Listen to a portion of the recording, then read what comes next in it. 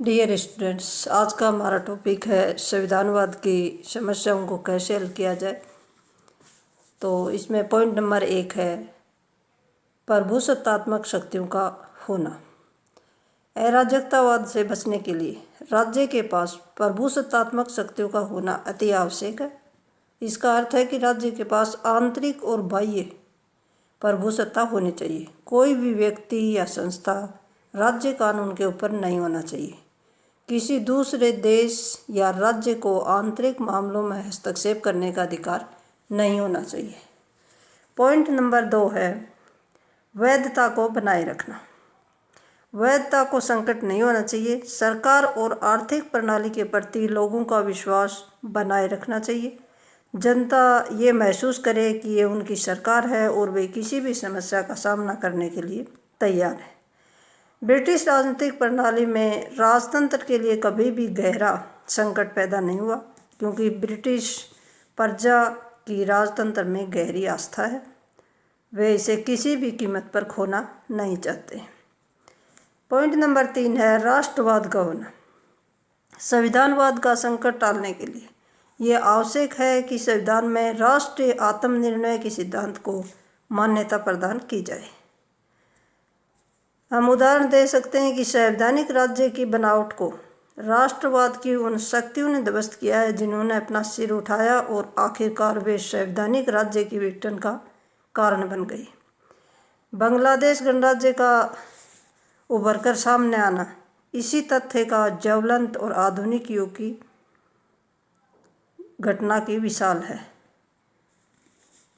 हम उदाहरण सोवियत संघ की पद्धति की भी प्रशंसा करते हैं, जहाँ संविधान में राष्ट्रीय एकता का सिद्धांत शामिल किया गया है। सोवियत संघ के प्राधिकारियों ने विशिष्ट राष्ट्रीय वर्गों को पूर्ण मान्यता प्रदान करके राजनीतिक एकता को प्राप्त करने की नीति का अनुसरण किया है। इसमें हर इकाई को संघ से अलग होने का अधिकार प्राप्त है, जो सोवियत संघ को एक परिसंघ का रूप प्रदान करते हैं। अगला पॉइंट है विधानमंडल के कार्यभार को कम करना। संविधानवाद की समस्याओं को हल करने के लिए यह भी आवश्यक है कि विधानमंडल के कार्यभार को कम किया जाए, ताकि विधानमंडल अपनी जिम्मेदारियों को कुशलता से पूरी तरह निभा सके। खासतौर पर एकात्मक राज्यों में विधानमंडल के कार्यभार को कम करने के लिए कदम उठाने अति आवश्यक हैं। स्ट्रोंग का सुझाव है कि एकात्मक राज्य संघवाद की योजना की तरह अपने को अनेक छोटे छोटे राजनीतिक निकायों में इस प्रकार विभाजित कर ले जिससे उसके पास केंद्रीय परियोजनाओं के लिए केवल वे ही शक्तियाँ रह जाएं जो सामान्य हित के लिए आवश्यक हों। प्रथम, इंग्लैंड जैसी संसद पर लदा हुआ अतिरिक्त बोझ हल्का किया जा सकता है, और दूसरा, कार्यपालिका के कार्य पर और अधिक क्षेत्रक निरीक्षण संभव बनाकर नौकरशाही के खतरे को कम किया जा सकता है।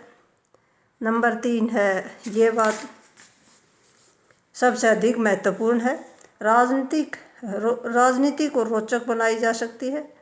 स्वशासन की इकाइयाँ केवल स्थानीय संस्थाएं नहीं होंगी, वरन संसद के साथ प्रभुसत्ता में हिस्सा बांटने वाली संस्थाएं बन सकती हैं।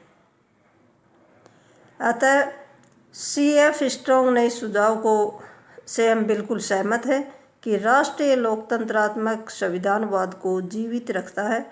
तो हमें स्वीकार करना पड़ेगा कि लोकतंत्र के अनेक रूप हो सकते हैं और उनके आदर्श रूप को पाने के लिए कदाचित बहुत से प्रयोग भी आवश्यक हैं। ये था आज का टॉपिक। Thank you.